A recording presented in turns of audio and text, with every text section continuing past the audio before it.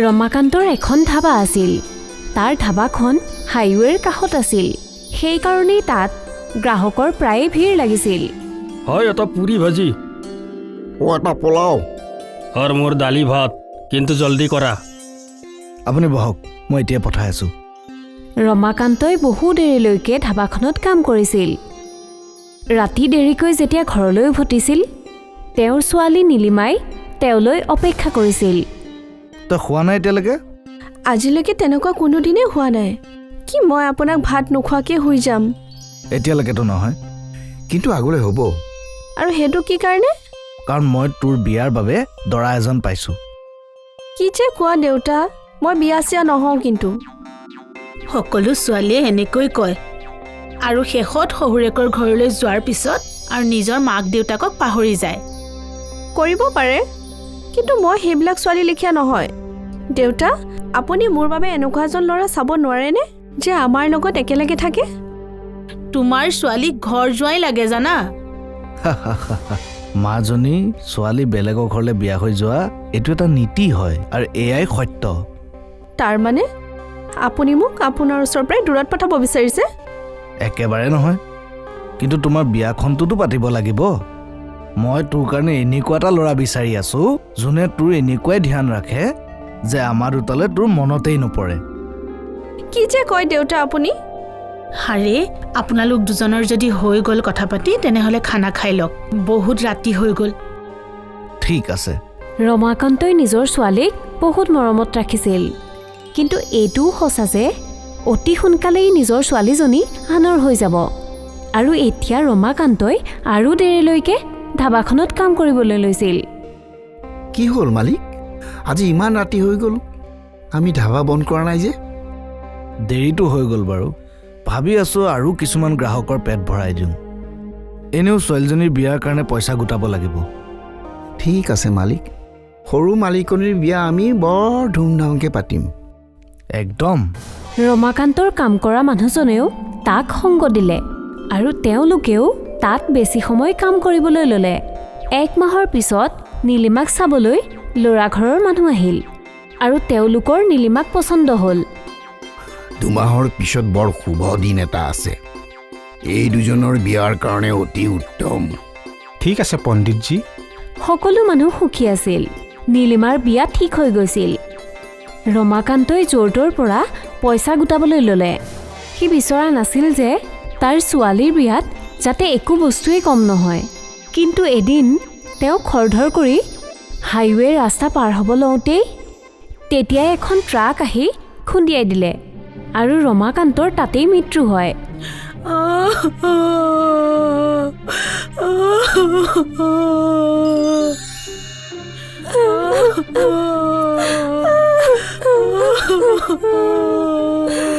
যিখন ঘৰত কইনাৰ দোলা উঠিব লাগিছিল, সেইখন ঘৰত দেউতাকৰ চাঙি উঠিছিল।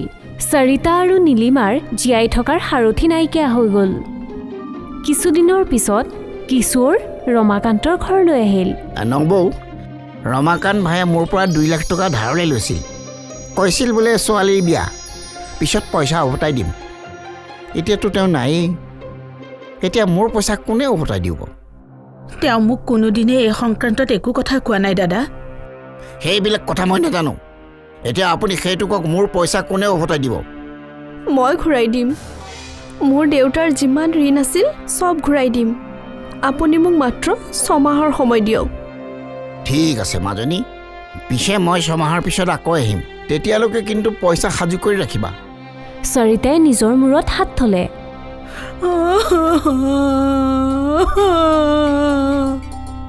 মা, তুমি চিন্তা নকৰিবা, সকলো ঠিক হৈ যাব। কিন্তু এই ঋণ কেনেকৈ পৰিশোধ কৰিম? কাম কৰি দেউতাৰ ধাবাখন মই চলাম। কিন্তু মাজনী, তুমি কেনেকৈ এইবোৰ কৰিবা?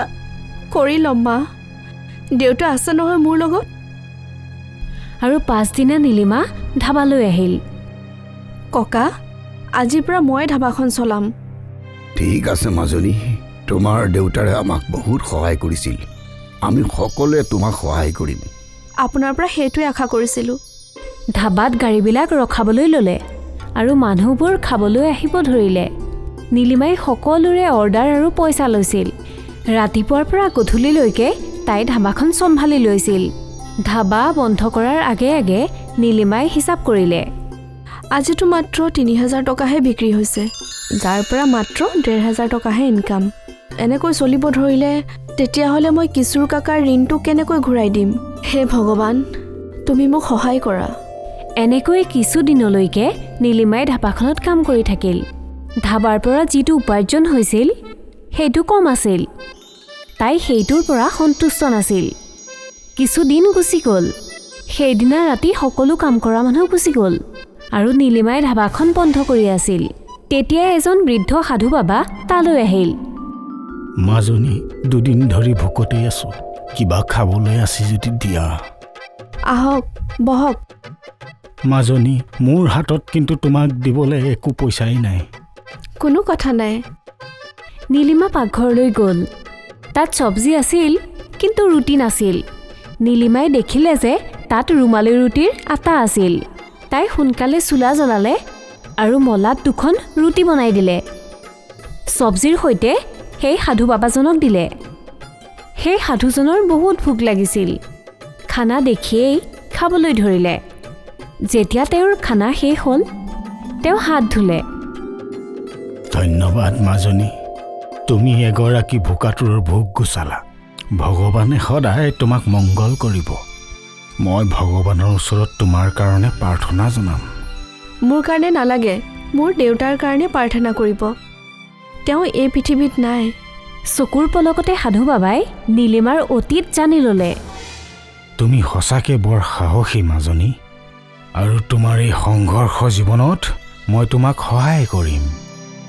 যিটো মলাত তুমি এই ৰুটিখন বনালা, আজিৰ পৰা সেই মলাটো যাদুকৰী হৈ যাব। যিজন গ্ৰাহকে সেই মলাত বনোৱা ৰুটি খাব, সেই নিজকে নিজেই আৰু এখন ৰুটি খাবলৈ সংকোচবোধ নকৰিব, আৰু তুমি দিনত 2 গুণ, ৰাতি 4 গুণ উন্নতি কৰিবা। নীলিমাই সাধু বাবাজনৰ পৰা আশীৰ্বাদ ল'লে আৰু তাৰ পিছত সাধু বাবা গুচি গ'ল। নীলিমায়ো ধাবাখন বন্ধ কৰি ঘৰলৈ গুচি গ'ল। পাছদিনা ৰাতিপুৱা নীলিমাই ধাবাখন খুলিলে। আনদিনাৰ নিচিনাকৈ গ্ৰাহক তালৈ আহিল। এজন গ্ৰাহকে মলাত বনোৱা ৰুটি অৰ্ডাৰ কৰিলে। আৰু এটা মলাৰ ৰুটি। তেওঁ 2 নম্বৰখনো খালে। আৰু এটা দিয়ক। আৰে ভাই, এইটো তই 3য় মলাৰ ৰুটি খুজিছ? কি কৰোঁ? ইমান সোৱাদৰ মলাৰ ৰুটি জীৱনত আজিলৈকে খাই পোৱা নাই। তুমিও খাইছোৱা? তাৰ পিছত কি হ'ল? যি গ্ৰাহকেই মলাত বনোৱা ৰুটি খাইছিল, সকলোৱে বাৰে বাৰে অৰ্ডাৰ কৰিছিল। দিনটো মলাত ৰুটিয়ে বনাই আছিল। ৰাতি যেতিয়া নীলিমাই পইচা গণিলে, তাই আচৰিত আছিল। একেটা দিনতে তাইৰ উপাৰ্জন 10 গুণলৈকে বৃদ্ধি হ'ল। আজিৰ উপাৰ্জন 15,000 টকা। তাই সুখী হৈ ঘৰলৈ গ'ল। নিজৰ মাকক সকলো ক'লে। মাজনী, কিন্তু এইবোৰ কেনেকৈ হ'ল? মা, এই সকলোবোৰ সাধু বাবাৰ আশীৰ্বাদ হয়। তেওঁৰ আশীৰ্বাদত সেই মটকাটো যাদুৰ মটকা হৈ গ'ল, আৰু সোনকালে দেউতাৰ ঋণ পৰিশোধ কৰিব পাৰিম। ভগৱানৰ লাখ লাখ ধন্যবাদ। তেতিয়া নীলিমা সুখী আছিল। তাই আনন্দ মনেৰে ধাবাখনত কাম কৰিছিল। 1 মাহৰ পিছত কিশোৰ নীলিমাৰ ধাবালৈ আহিল। মাজনী, তোমাৰ মনত আছে নহয়? এতিয়া 1 মাহ হৈ গ'ল। হয় কাকা, মনত আছে। নীলিমাই লকাৰৰ পৰা 2 লাখ টকা উলিয়ালে আৰু কিশোৰক দি দিলে। এয়া লওক আপোনাৰ পইচা। ইমান সোনকালে? মাজনী, তুমি ইমান সোনকালে ইমানবোৰ পইচা ক'ৰ পৰা আনিলা? ভগৱানৰ কৃপাত। নীলিমাই কিশোৰৰ কাণত যাদুকৰী মলাৰ কথা ক'লে। তেতিয়াৰ পৰা ধাবা চলা আৰম্ভ কৰিছে আৰু উপাৰ্জনো বাঢ়ি গ'ল। বৰ ভাল কথা। তুমি এনেদৰে যত্ন কৰি থাকা। মোৰ আশীৰ্বাদ তোমাৰ লগত সদায় থাকিব। কিশোৰে নীলিমাক আশীৰ্বাদ দি গুচি গ'ল। কিন্তু তাৰ মনত লোভ আছিল। ৰাতি যেতিয়া ধাবাখন বন্ধ হ'ল, কিশোৰে সেই যাদুকৰী মলাটো চুৰ কৰিবৰ বাবে তালৈ আহিছিল।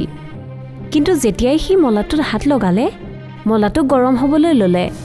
মলাটো ইমানেই গৰম হ'ল যে সেইটো ৰঙা হৈ গ'ল আৰু কিশোৰৰ হাতখন জ্বলি গ'ল। মোৰ হাত, মোৰ হাত, মোৰ হাত। কিশোৰে নিজৰ লোভৰ শাস্তি পালে। তেওঁ যাদু কৰি ৰুটি বনোৱা মলাটোও নাপালে আৰু দুয়োখন হাতো জ্বলি গ'ল। সেইকাৰণেই কয় লোভেই হ'ল পাপ।